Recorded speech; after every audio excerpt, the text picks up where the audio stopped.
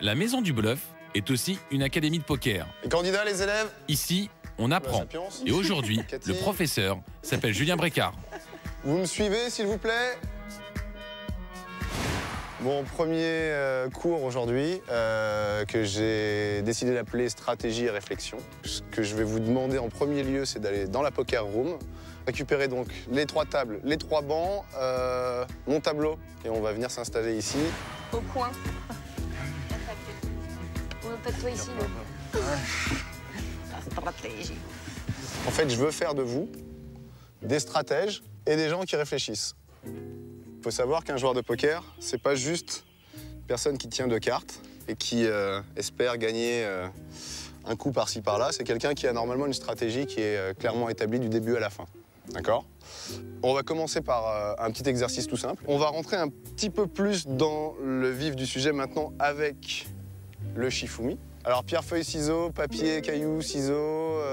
Concrètement, bon, je l'attendais, hein, ce Shifumi, ça fait 15 ans que je m'entraîne pour ça. Il se peut très bien, effectivement, que ce soit un jeu de pur hasard. Le but, c'est d'essayer de savoir quelle qualité et quel thème je vais essayer de mettre en avant et essayer de travailler pour battre les autres au Shifumi.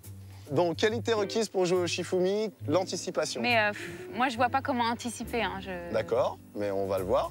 Essayer d'analyser, savoir si notre adversaire est capable de répéter 2 fois le même geste.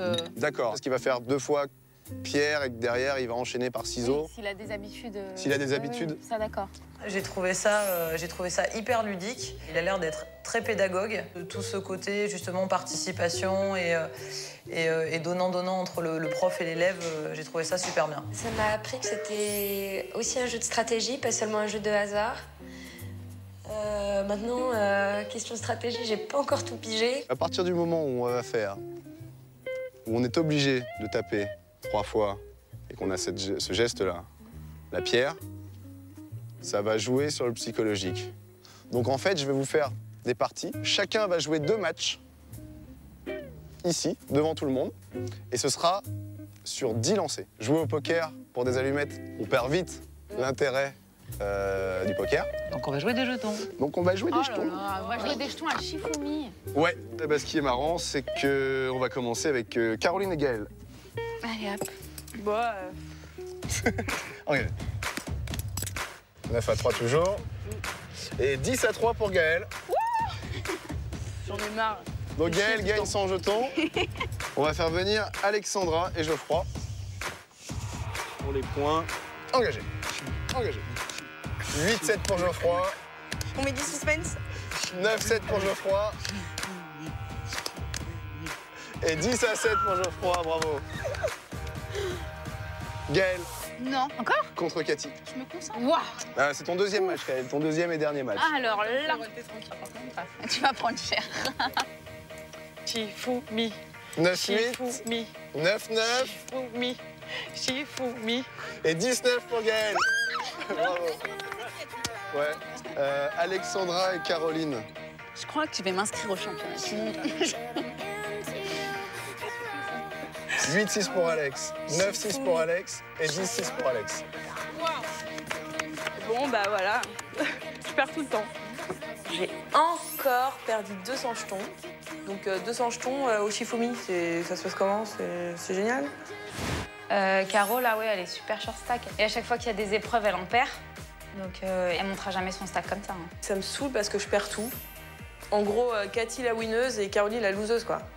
Aujourd'hui, c'est le jour des nominations. Et comme le veut la règle de la Maison du Bluff, les candidats vont devoir désigner 2 joueurs pour la table éliminatoire. 2 joueurs qui risquent de quitter l'aventure. C'est le moment des pronostics et des stratégies. Cathy, elle est type, celle qui a le plus de jetons. Toi, tu veux jouer, moi, je veux jouer.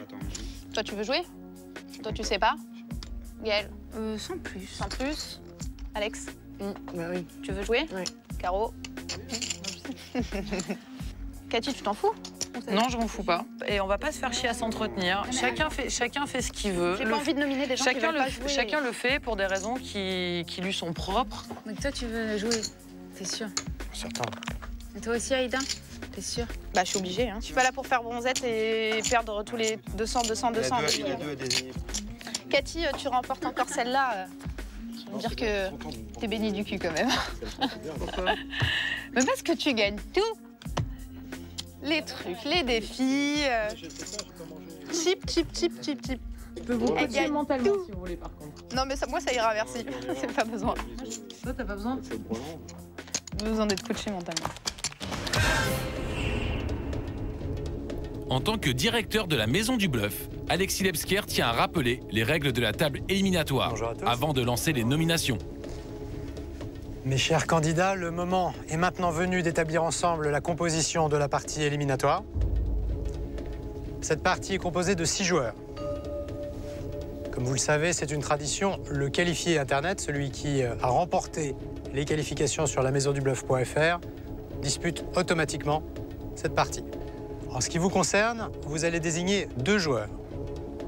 Le chip leader est immunisé. Le chip leader, c'est toi, Cathy.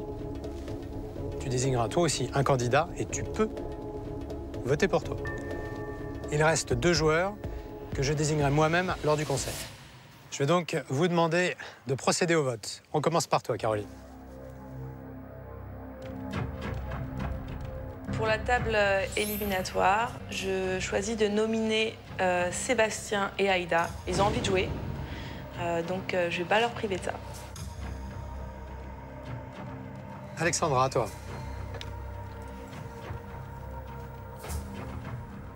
Je nomine Aïda parce qu'elle veut aller à la table éliminatoire. Ça a été, on l'a convenu ensemble, on en a convenu ensemble avec tous les autres candidats également. Et je nomine Sébastien pour les mêmes raisons. Et je ne me nomine pas parce que là clairement, je pense que je vais me faire bouffer si j'y vais. Donc c'est un peu lâche, clairement même. Mais de toutes les manières, la partie, je pense, sera moins intéressante si je lui suis. Je ralentirai le jeu. À voter. Gaëlle. Je vais voter pour Aïda et ensuite je vais voter pour Sébastien parce qu'il a envie de jouer, mais j'espère vraiment pas que ce soit lui qui sorte. Sébastien. C'est un peu la pression, cette nomination. J'ai décidé de voter pour Aïda parce qu'elle a envie de jouer tout simplement. Et par moi-même, je vais voter moi-même, pardon, qui a également très envie de jouer après avoir fait l'impasse la semaine dernière. Aïda. Je décide de m'auto-nominer et de nominer Sébastien parce que tous les deux, on a envie de monter en jeton et on sait très bien que pour ça, il n'y a pas de secret. Il faut jouer la table éliminatoire. C'est un risque que je décide de prendre pour moi-même. Geoffroy, à toi. Je vais nominer donc Sébastien parce qu'il souhaite participer à cette table et qu'on a un très bon contact ensemble, donc je vais lui laisser sa chance. Et ensuite, je vais nominer Caroline pour la simple et bonne raison qu'elle n'a pas participé aux parties qu'on a fait entre nous. Donc je retiens Caroline. Contre toute attente, Geoffroy préfère nominer Caroline la short-stack, sans doute une manœuvre stratégique pour masquer son jeu. Très bien, maintenant que vous avez voté, on se retrouve pour le conseil à la fin de la semaine, qui va déterminer définitivement le nom des joueurs qui disputeront la partie éliminatoire. Merci. Merci.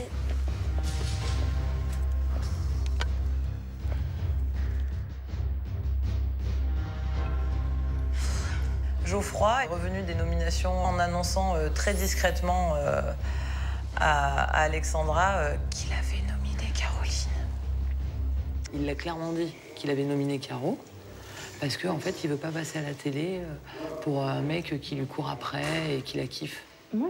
Genre question existentielle. Mais c'est encore pire. C'est encore pire. Ah non, mais il a dit ça? Oui. Ouais. Moi, je vais le nominer, pour pas que les gens pensent que je l'aime bien. Geoffroy ne m'avait pas prévenu qu'il allait voter pour moi. Donc il a tenu à m'expliquer après. C'était un peu débile. Geoffroy qui pense que le fait de nominer Caroline va changer son image parce qu'il a un petit peu peur qu'on le voit comme un amoureux transi ou comme un coureur de jupons, enfin plutôt du jupon de Caroline. J'ai trouvé ça ridicule, voilà. Quel boulet, quoi. Mais gentil, c'est pas un métier, faut arrêter, quoi.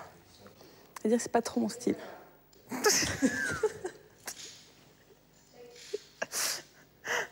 Ah merde. Je croyais que tu kiffais ce genre de mec, moi, pourtant. Ah bah si.